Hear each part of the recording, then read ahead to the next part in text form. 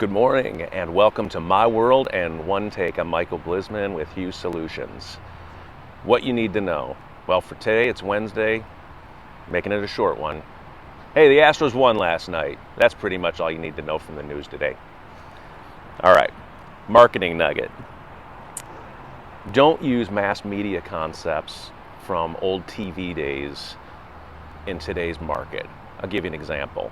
They used to make television commercials, say about cars or Wonder Bread or whatever, that would appeal or at least not offend 200,000 random viewers. That doesn't work anymore.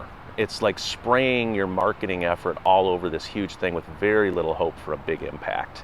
Instead, in this internet age, in the way marketing is now, go as deep as you can in your niche. For example, instead of saying that you sell motorcycle parts for all makes and models, say that I specialize in 1931 to 1939 Polish motorcycles. Now you've got a niche, and you can own that niche all the way. People will find you who need parts for Polish motorcycles built between those years. You can build multiple niches over time, but pick something and go as deep as you can. That's how people find you, is through specific searches. They don't just put in Google and say motorcycle parts, unless they're just not clear on how Google works. All right. And that'll help you to stay local. Part of your niche is being a local presence. People like dealing with in person. So that's part of your niche. We can go on and on about that, but just I want you to think about that. Instead of mass media techniques, think deep, focused niche and own that space. For motivation, this one's good. If you want to make great changes in your life, there's some things you have to do. First of all, acknowledge what you want without any shame and without any apology. If it's not, totally ruining somebody's, water supply or anything like that, nothing really bad. If you want it, that's good enough. Accept that without any shame or apology. You don't have to justify it.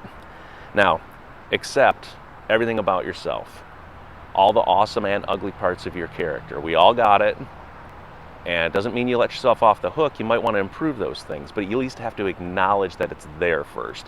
If you don't acknowledge it, then these dark sides that you might have an impact on you and your behavior, and you're not really dealing with that. It has too much influence on you.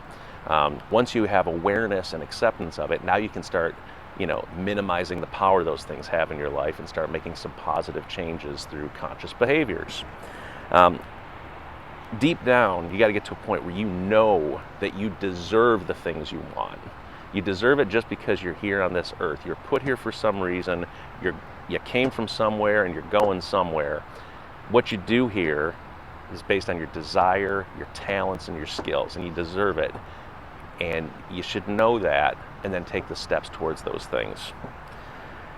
And then finally, you better be willing to accept the consequences of your choices. Sometimes that means your work is going to increase. Your workload is going to increase, especially for a while. If you're making big changes, it's not necessarily going to be easy. It's going to require changes of the people around you, the work that you're doing, the time, how you're spending your time, your habits. All of those things are up for grabs when you start making big changes in your life. Finally, deep thought section. Simple question. Do you focus more, or do you focus first on the cost of the things in your life? Or do you focus more and first on the value of things in your life? Cost versus value. Which one are you focusing on? All right, now stop playing on your phone and get to work.